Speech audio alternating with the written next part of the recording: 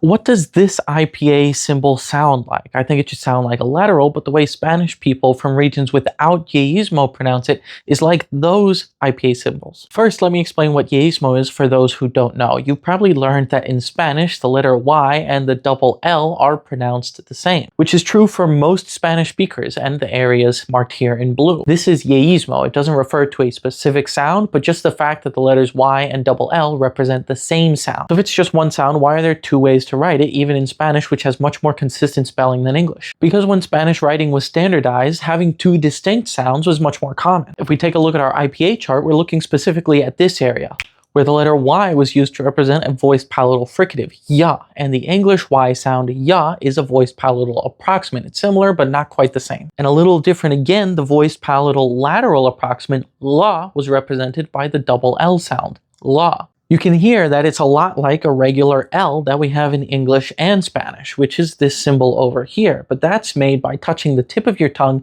to the alveolar ridge just behind your teeth. This is made by touching more of the middle of your tongue to your hard palate. And to make this sound, it's pretty similar to the English ya, but even more restricted in the mouth. Your tongue comes very close to touching the roof of your mouth.